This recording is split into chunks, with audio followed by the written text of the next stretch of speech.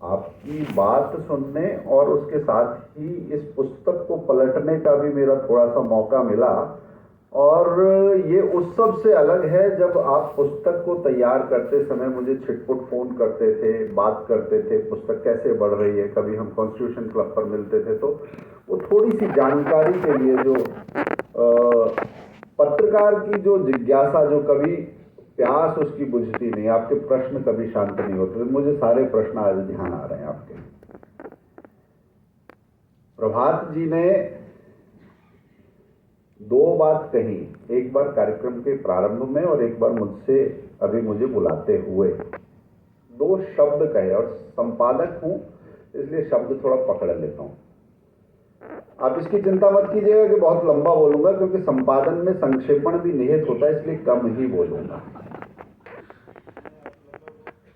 पहला शब्द था विश्व के सबसे बड़े गैर सरकारी संगठन। तो मेरा कहना यह है कि जो एक सरकारी होता है और दूसरा असरकारी होता है, तो विश्व के सबसे बड़े असरकारी संगठन के तौर पर मैं उसे देखता हूं। दूसरा एक शब्द आपने बोला अभी, राष्ट्रभाव का जयघोष। ये शब्द जो है एक करेक्शन पॉइंट भी है।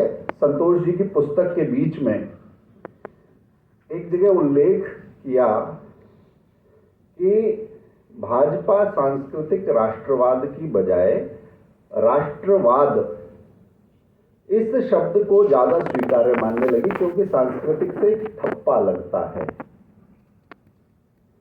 तो मेरा थोड़ा सा इस पे अपना मत है, मतभेद है ऐसा नहीं कहूंगा, अलग अलग मत रखने वाले हम लोग हैं, कि संस्कृति का अगर ठप्पा लगता है तो वो तो अच्छा ही है। और दूसरा शब्द सही यहां पर प्रभात जी का है, वो राष्ट्रवाद नहीं है, वो राष्ट्रभाव है। क्योंकि जहां वाद होता है उसका प्रतिवाद भी होता है, वो कोई इज्म नहीं है। क्योंकि इस राष्ट्र से कोई बहस नहीं हो सकती, क्योंकि तर्क दोगे वितर्क फिर कुतर्क तक बात जाएगी, और राष्ट्र के बारे में कुतर्क चल नहीं सकते इस धरती पर। ये जो पुस्तक है इसे मैं पुस्तकों की जो कड़ी के बीच में आती है ऐसी पुस्तक तो है, मगर फिर भी वो श्रृंखला से अलग है। क्योंकि दो तरह की पुस्तक पिछले 9-10 साल में बहुत सारी हैं। एक तो किसी, और 9 साल की अगर कहें और 10 साल और उससे पीछे जाएं तो बिल्कुल दो अलग तरह के ट्रेंड दिखते हैं अगर हम पुस्तकों की दुनिया में रहते हैं। पहले सिर्फ एक व्यक्ति को निशाना बनाते हुए और बाद में सिर्फ प्रेज करते हुए। लोग जानना चाहते थे बहुत सारे पक्ष, केवल स्तुति गान करने से पुस्तक नहीं होती। लोग बहुत सारी, उनकी एक बहुत सारी भूख थी। तो जो पिछली पुस्तक थी संतोष जी की, उसमें भी उन्होंने उस प्रोसेस को डिफाइन किया, कैसे मोदीमय हुआ भारत। वो स्तुति गान वाली पुस्तकों में से नहीं कहता मैं। जिस व्यक्ति के बारे में, जिस नेतृत्व के बारे में, जिस कौशल के बारे में, जिन रणनीतियों के बारे में सबसे ज्यादा जिज्ञासा है, उसको पत्रकारीय दृष्टि से हम कैसे सामने रख सकते हैं, वो काम संतोष जी ने तब किया था। दूसरी कुछ पुस्तकें होती हैं, जैसे हमने कहा संघ, तो वो संगठन पर केंद्रित होती हैं, मगर संगठन की केवल उसका फैलाव, विस्तार और कार्य पद्धति ये बता के रह जाती हैं। एकेडमिक्स के हिसाब से कुछ उपयोग उनका हो सकता है, मगर वो उतनी सरस नहीं हो पाती। इस वाली पुस्तक में दोनों चीजें हैं और उससे आगे की बात है, क्योंकि ये पुस्तक संगठन की बात भी करती है, सरकार की भी बात करती है, मगर असली बात जो सूत्र है, जिसको समझने की सबसे ज्यादा, जिससे जुड़े सबसे सवाल हैं, वो समन्वय कैसे होता है, इसकी बात ये पुस्तक करती है।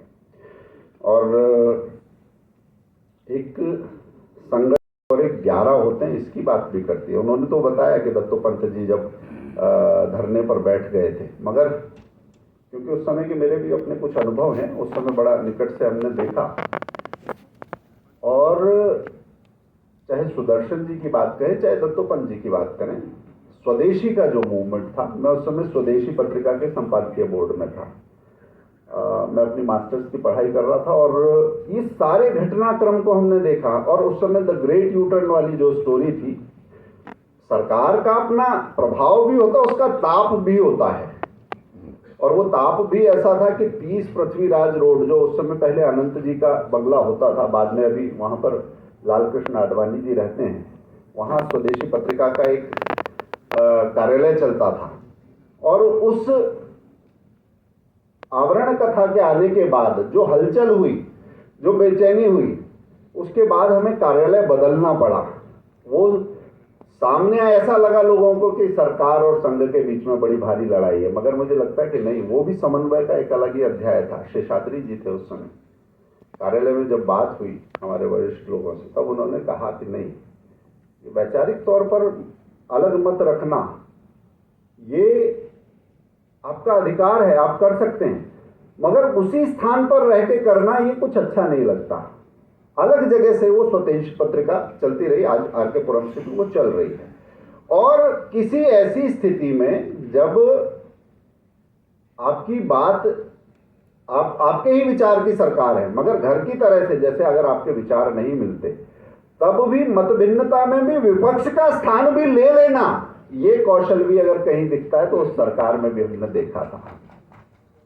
विपक्ष के लिए भी स्पेस नहीं था, क्योंकि वो जो प्रश्न थे जो समाज के मन में है, मैं बार बार कहता हूं कि जो समाज के मन में हो, समाज की नब्ज पर हाथ रख के, वही संगठन के, वही संघ के स्वर में है। ये इस तरह का संगठन है। और दो चीज अगर देखें तो ये पुस्तक भी उसकी बात करती है, थोड़ा प्रकारांतर से करती है।